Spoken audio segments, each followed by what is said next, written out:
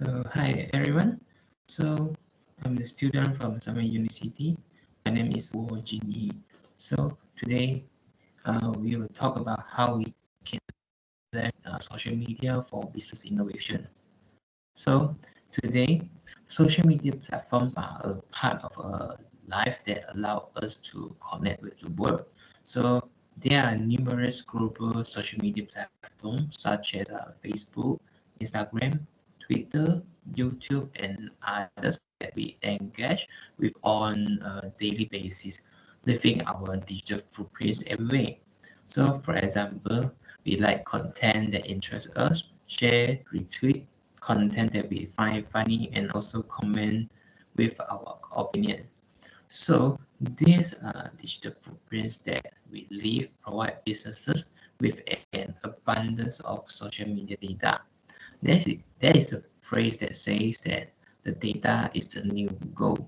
So the businesses can utilize this social media data to understand consumer behavior, market trends, and brand position, enabling them to set up marketing strategy and customer engagement. So before we implementing the social media data, it is crucial to understand the constraints, opportunity, and limitation associated with it. So our goal here is to analyze opportunity and limitation related to using social media data for business innovation. So we aim to explore the potential constraints faced by businesses when utilizing the social media data, how businesses can effectively leverage the opportunity presented by social media data, and how to mitigate the limitations associated with social media data. So, when businesses explore the usage of social media data, they may encounter various potential constraints, such as data biases and inaccuracy, fragmented social media data, and challenges in multicultural and multilingual environments. As there is less control in opening social media accounts, we can easily open a social account with a new email address. Sorry. So hence, fake accounts are created with the purpose of spending and manipulation to influence the algorithm. So this kind of manipulation is prioritized topic for certain groups of people. So social media algorithms usually prioritize high engagement content. For example, content with more likes, shares, and comments. Therefore, this may result to that created data biases and inaccuracy that can result in inaccurate analysis.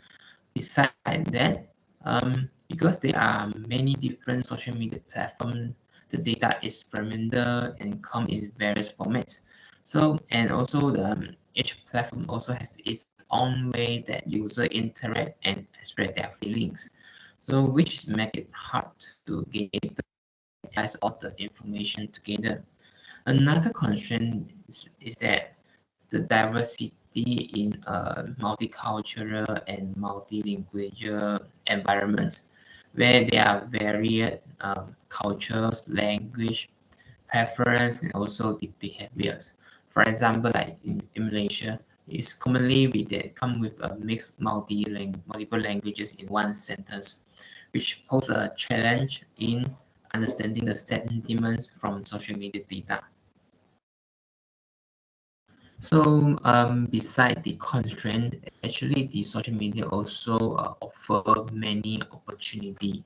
One of it is can improving the product offerings and enhancing the customer experience through branded audience analysis. And besides that, business can use the social media data to analyze customer feedback, preference, and trends related to their products. And this kind of analysis helps business understand what their customers expect from product or services, leading to more tailored offerings and better customer satisfactions. Another advantage is that utilizing the social media data for psychographic audience analysis. For example, a company can analyze social media interaction to understand what customer believe and interests. So this insight enables personalized marketing strategy, leading to increased engagement and conversion rates. Moreover, social media data enables a business to implement engagement strategy, enhancing the effectiveness of social media campaigns and content strategy through engagement metrics. So these metrics can be used to measure strategy effectiveness and make adjustments accordingly. So even though social media data provide many opportunities for business innovation, there are still some limitations that need to be addressed. This includes biases in user selection, meaning to say that a lack of contextual understanding and issue with scalability. Because some users that actively engage on the social media while some others are more passive, so the data collection may not cover all the demographics. So this will impact the generalizability of insights. So to address this, we can leverage machine learning and statistical technique to improve the accuracy and reliability of insights, especially when dealing with complex data and varying user engagement levels. So additionally, there could be bias or misinterpreting in sentiment analysis due to user interaction that include slang and mixed language in sentences. So to mitigate this limitation, we can train a natural language processing, which is NLP model, to implement sentiment more precisely. Lastly, we also need to check whether the existing analytic tools and technology whether have any limitation in handling large volumes of data. So to examine whether we can the existing tools with the business whether can handling the large volume of data, we actually can conduct a performance analysis to assess whether the current technology that the businesses have can manage the volume and also the velocity. So an alternative solution is to leverage cloud service like AWS. So to make use of the social media data, we first need to collect the necessary data for analysis. So we can collect the engagement metrics such as likes, shares, and retweets, and also these are commonly used as a key indicators for engagement analysis. So in addition, we also need the hashtags and also comments. So in order for us to perform sentiment and content analysis. With this information allowing us to identify keywords and topics. Most importantly, we need data from multiple social platforms.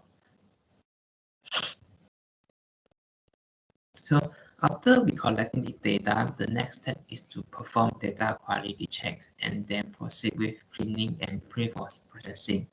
So we know that normally we collect data from multiple sources. The data, the format is different and will be very messy. So this is very crucial so that we can make sure the data quality. So when we conduct the analysis, the analysis will be more accurate and will not affected by those outliers informations. So this by saying this ensure that the data is used for analysis is accurate, reliable, and ready further processing using Python methods and attribute. So these are the methods and attributes that we can use. So we can use this to understand and identify the data type, the columns that we have, and any missing or duplicated data. And also we can print out the header and the top 5 value to understand the data better. And we also can drop the unnecessary columns and rows from the database. So after we have completed the data pre-processing, we will conduct exploratory data analysis using data visualization tools such as pie charts, bar charts, and line charts to explore the data characteristics and patterns at a glance. So from the pie chart on the left-hand side, we can observe that a relatively balanced distribution of social media platform in the collector data base, with Twitter at 33%, Facebook and 32%, and also the Instagram at 35%.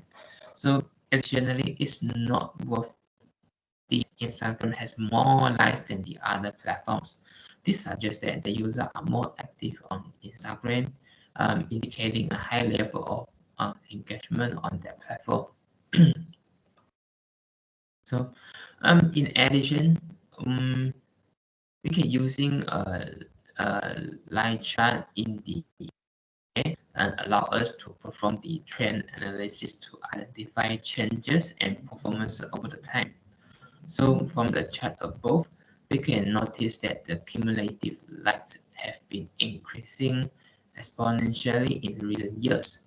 This could be interpreted as the increased engagement with social media platform, or possibly more personalized marketing strategy leveraging the abundance of social media data. So we can also notice a significant spike in certain years. For example, the cumulative likes on Twitter in 2019 increased exponentially. So then we can, based on this finding, so we can go and investigate what event caused the spike. Then to conduct the sentiment and content analysis, we can utilize the NLP tools like weather to classify the hashtags or the comments by sentiment. So the weather is a pre-trained sentiment analysis model that provides a sentiment score for a given text that classifies them into positive, neutral, and negative sentiment categories. So after classification, we can use the pie chart or box plots to all sentiment distributions and performance comparison between the sentiments categories. So this analysis helps us to analyze our audience engagement pattern more effectively. So for the chart above, we can observe that the overall sentiment distribution tends towards positivity. So additionally, common frequent use words to determine keywords and topics in the database. And in addition, we can conduct bivariate analysis of the sentiment category with variables such as year, month, etc., etc. So this allows us to explore the relationship between these variables and understand user preference, and optimize the content strategy, and also make sure the campaign effectiveness. So from the bar chart, we can observe that the overall sentiment is positive across all social media platforms. However, when we explore the relationship between sentiment and month, we notice that during August, September, and also December, the negative sentiment is higher than the neutral sentiment. So this prompts further investigation into the factor causing this sentiment frustrations. Finally, we can create word clouds based on the common words associated with each sentiment categories. So this will help us to identify keywords and topics specific to each sentiment, allowing us to address them separately and gain a deeper understanding of user sentiments. So overall, sentiments word clouds provide a quick and visual way to comprehend customer sentiments. It is very useful for content optimization and competitor analysis. So the positive sentiments reflects how the audience perceive the brand or brand teams. It allows businesses to focus on these teams to build a strong relationship with the audience. So on the other hand, neutral sentiment highlights areas for improvement to achieve positive sentiment. This providing businesses with opportunities to address them and avoid customer churn. Lastly, the negative sentiment address specific issue or concern so that the business can mitigate this limitation and attract more customers. So our recommendation for leveraging the social media data is to first stratify the sampling to collect more diverse demographic groups, as this helps to increase model accuracy and ensures that the insights are representative across different segments. Additionally, it's important to repeatedly train NLP model to accurately interpret the slang and mixed languages, especially in multicultural environments. So this ensures precise capturing and conveyance of sentiments in diverse contexts. Lastly, for businesses can also benefit from investing in scalable cloud platform for smoother business transition and better management of data processing. So in conclusion, leveraging social media data present numerous opportunity for businesses innovation by addressing constraints and mitigating the limitation. So by implementing the personalized marketing strategy, so businesses can effectively avoid customer change and improve overall customer engagement. So that's all for my presentation. Thank you.